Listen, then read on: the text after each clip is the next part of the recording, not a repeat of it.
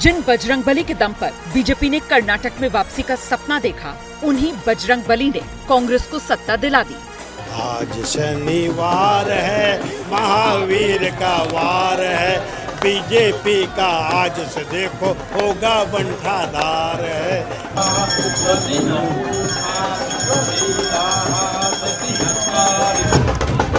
और कांग्रेस अब बजरंगबली के जरिए बीजेपी को इस तरह से निशाने पर ले रही है।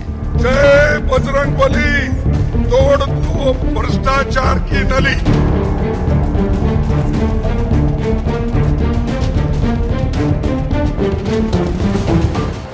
बीजेपी ने कर्नाटक के चुनाव में बजरंगबली के नाम को भुनाने की कोशिश की।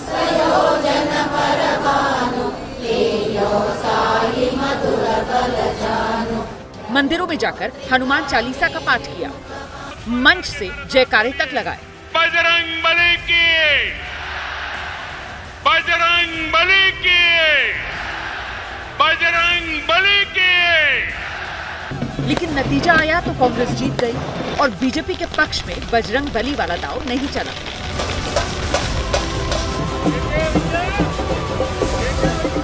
असल में जो हुआ उसे समझिए और पहले इन आंकड़ों को देखिए।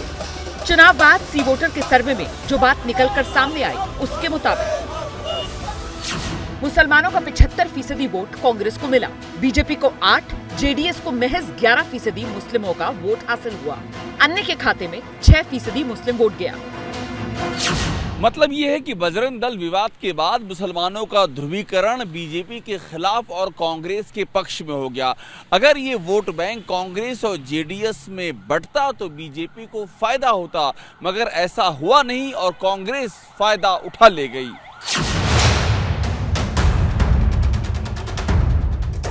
राजनीति के कई जानकार ये मान रहे हैं कि कांग्रेस ने बजरंग दल विवाद को जानबूझकर घोषणा पत्र का हिस्सा बनाया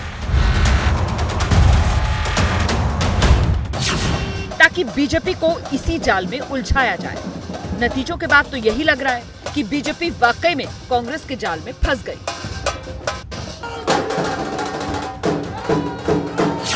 बजरंग दल की बात करेंगे, मुझे ये लगता है कि हनुमान जी में हम भी बिलीव करते हैं, पर हम राजनीति नहीं करते इन चीज़ों में। मैं ये कहूँगा कि लोगों को चाहिए कि एक स्पष्ट सरकार और जो सरकार जो मतलब उनके हित में काम करे। बीजेपी ने जिस जोर शोर से बजरंग दल के विवाद को बजरंग बली से जोड़कर बड़ा बनाया, उससे शायद पार्टी को उम्मीद रही होगी कि हिंदुओं का वोट उसके पक्ष में एकजुट होगा, लेकिन ऐसा हुआ नहीं। चुनाव बाद का सी वोटर का सर्वे कहता है कांग्रेस को 58% दलितों का वोट मिला, जबकि बीजेपी को सिर्फ 25% दलितों ने वोट दिया। जेडीएस को 13%, अन्य को 4% दलितों का वोट मिला। इसी तरह आदिवासियों की बात करें तो कांग्रेस को 46% आदिवासियों का वोट मिला, जबकि बीजेपी को 35% आदिवासियों ने वोट दिया, जेडीएस को 13% और अन्य को 6% आदिवासियों का वोट मिला।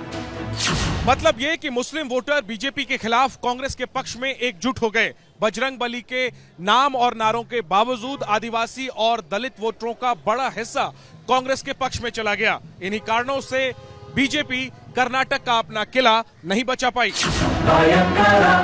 राजनीति की भाषा में इसी स्थिति को रिवर्स पोलराइजेशन की श्रेणी में रखा जाता है। साधारण शब्दों में कहें तो आप जिस मुद्दे को लेकर अपने पक्ष में वोटों का ध्रुवीकरण चाहते हैं वो ना हो और उल्टे विरोधी के पक्ष में अपने आप ही उस मुद्दे पर ध्रुवीकरण हो जाए।